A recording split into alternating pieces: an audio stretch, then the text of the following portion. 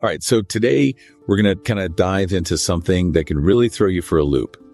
And that is having a baby earlier than expected. Yeah, no kidding. It can be a bit overwhelming. Absolutely. And we actually have a really good example of that in Ashley's video. She talks about going into labor at 35 weeks. Well, 35 weeks. Yeah. That's early. Yeah. So we're going to kind of break down her story and look at how, even though she was thrown this curveball, she had done a bit of planning ahead of time that really helped her through this. Right. So hopefully we can learn a thing or two from Ashley. Sounds good. So Ashley went into labor at 35 weeks, which again is early. So that's a reminder that things don't always go to plan, right? Yeah, babies will come when they want to come. That's for sure. Exactly. And that's why it's so important to, think about those what ifs during your pregnancy. Right. And Ashley actually did that. She learned about the risks of preterm labor, and she went ahead and added an NICU section to her birth plan. That's smart. Yeah. So she wasn't necessarily expecting it, but she was prepared. Right.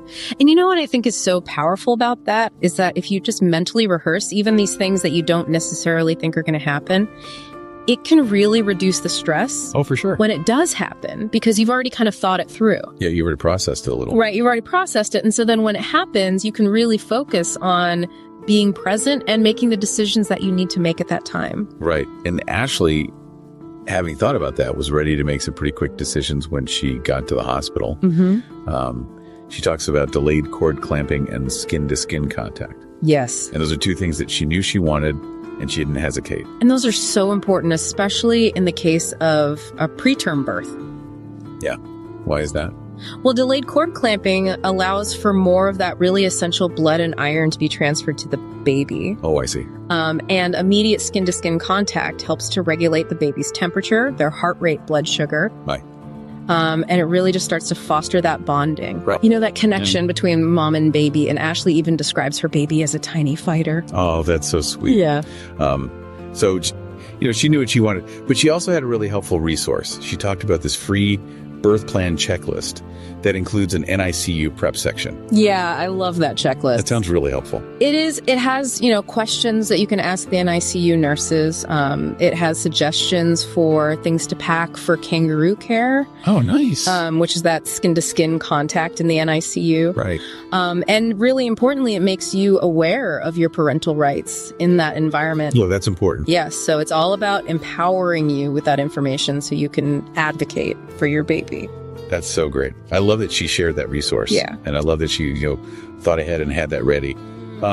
She also mentioned a book that provides some expert advice on navigating, these unexpected turns in childbirth. Yes, that book is great if you really want to just dive deeper into this whole topic. So it's a good complement to the checklist. Exactly. It gives you a lot of different perspectives on different scenarios that can come up.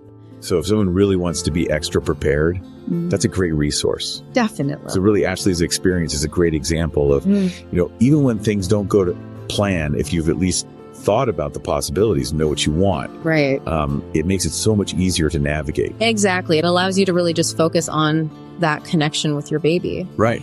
And, even bigger picture than that, I think Ashley's story really highlights this principle that if we plan ahead, even for things that we're not expecting, it can make all the difference in how we handle those events. Absolutely. It gives you more confidence and a sense of control.